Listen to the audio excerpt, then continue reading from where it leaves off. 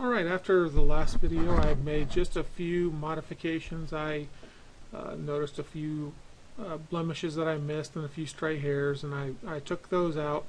One thing to keep in mind is that when you're done with the reduced opacity layer, to flatten it so that you're always working back where you need to. Now we have pretty much a blemish-free face, but we want to smooth it out some more. Now these techniques, I'm going to be a little bit rough at them because I use some plugins now that are like automatic, but they cost some money. And so I'm going to go over how you can reduce the blemishes and we can get something good going. Again, I'm going to change or duplicate this layer, so we're only working on one layer, and I'm going to click off the bottom layer. So we're not going to touch our main layer at all. We're going to work on our top. Let me get my lasso tool, and what we're going to do is come in and just copy the edge of her skin, or not copy, but just circle the outline, and it doesn't have to be perfect the first time. Okay, and I'm going to make sure I have this up here, add to selection, selected, so that I can continue to add more skin. Okay, so the edges of the selection don't need to be perfect, but we do need to ensure that we have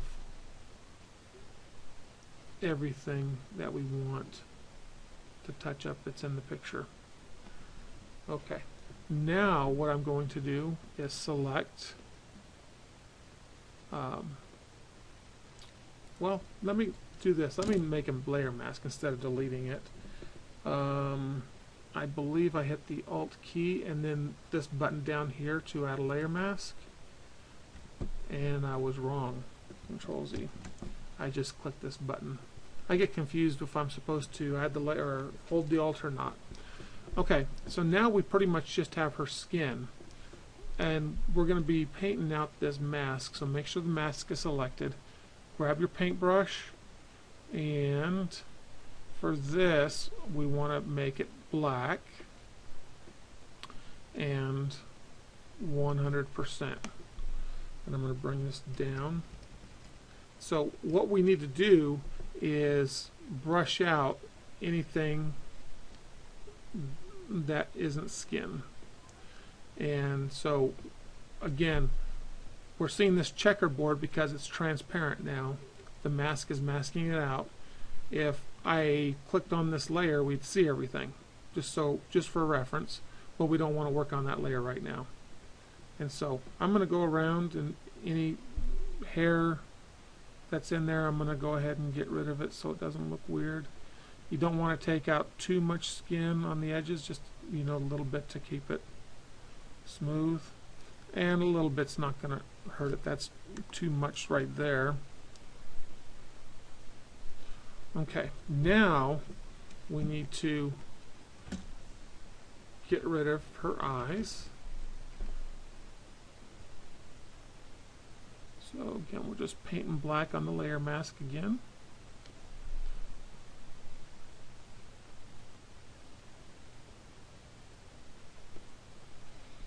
And her teeth and her lips.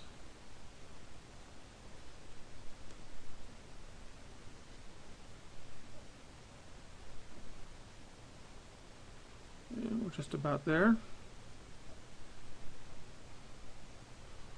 Okay, we have something to work with. I'm thinking I'd probably want to avoid that. I'm going to change the opacity to about 50%. I'd like it to have some, well, that's too much. Maybe try 20%. There we go. And if you notice that I hit the 20% without my cursor, I just hit the 2 on the keyboard, and it shoots to 20%. Right now I'm going to hit 0, watch it, and it goes to 100%. Alright, so now we have something to work with. What we're going to do is go to Filter and Blur and Gaussian Blur. Oh, darn it, I can't do that. We need to be on this layer, the actual picture and not the mask. We were painting on the mask, but now we want to put the blur on the picture.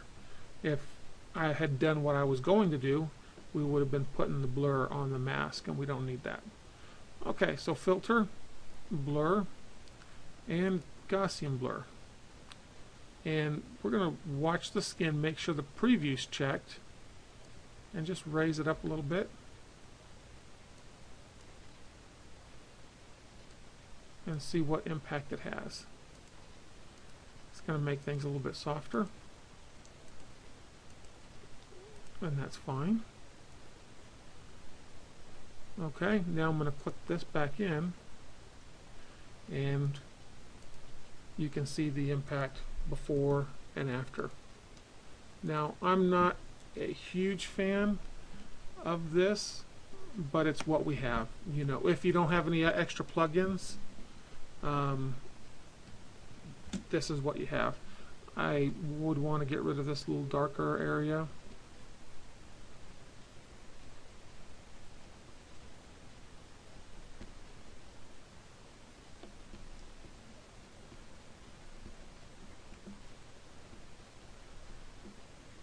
And if you hadn't noticed, I'm just using the patch tool.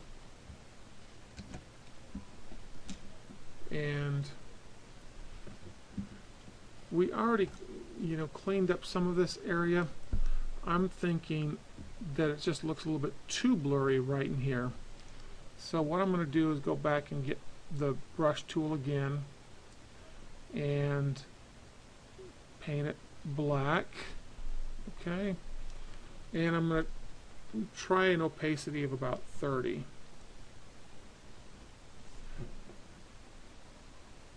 And I'm just going to brush a little bit back in so it doesn't look like sharp eyes on all of a sudden to blurry skin. So that is a little bit better than when we started. Let me turn off the layer. The big area that you notice was done with my patch tool, but come in closer and look at the skin, and you can be more aggressive if you want. Now let me completely back out and undo everything that we did, and come back to where we duplicated the layer. I have a nifty tool called Portraiture. It's from Imagenomic. And if you want to write this down, the website, I believe it's Imagenomic or Imagenomic, I'm not sure how they pronounce it, .com. Or you can just do a search for this word right here on Google and you will find it. The plugin isn't cheap, but if you do portraits, it is a miracle worker. What it does is it only adds the blurring to a masked area that it makes, and how do I say, it leaves texture on the skin. It's just really, really beautiful. So what you can do is you click this color and you find a color that's going to get as much of the skin as possible. I'll change the preset to medium, and that's all you have to do. Click OK. Boom. Look how nice that is. Sometimes, depending on the person, and if it's a guy, I'll take it off quite a bit less. I think that looks pretty nice, really, personally.